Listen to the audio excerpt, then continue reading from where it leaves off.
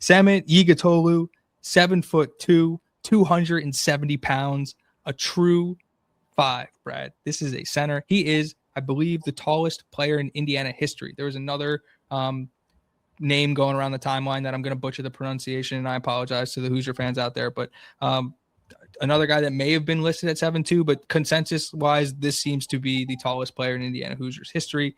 The other note that came out about Yigitoglu, no visit, only a Zoom visit. That was enough to sway the man to come play for the Indiana Hoosiers. And then, as our friend Jamie Jordan pointed out, I believe he's 19th in the country in offensive rebound rate. And another guy, 7'2", another guy who's a junior. Thoughts on Yigitoglu? I mean, love it. We finally got the size that we've been begging for. Like that was like the biggest, despite they just weren't as talented as last year, but they also just very much lacked size.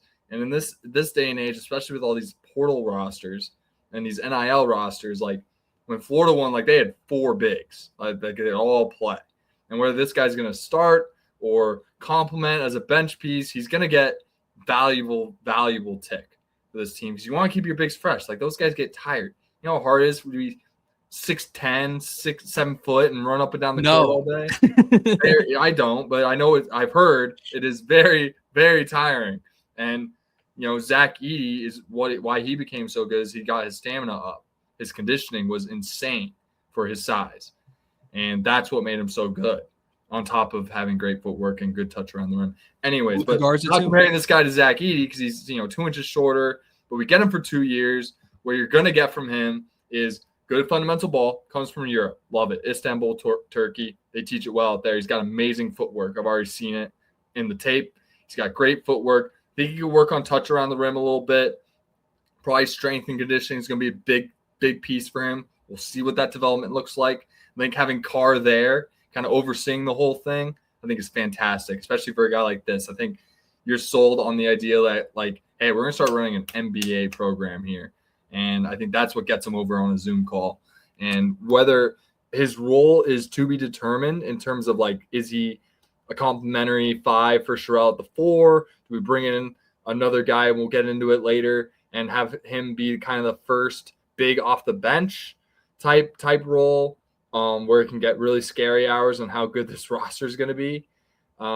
Exciting. We get him for 2 years. They're building a program. Like, this isn't just like a 1 year, like, hey, we're going to like go for it this year. Like, we're building almost for, like, I hate to say it, people are going to get pissed. It's like we're building toward like contending for a national title in 2028, right? That's almost like what they're buying into, and he's just another example of that, or he's going to be a senior, likely starter, regardless of what they do moving forward in the year 2028. But in 2027, we'll see if he's kind of the starter. He was a starter for SMU, team that went to the tournament. Indiana did not. So in that sense, you can almost like pencil him in as a starter.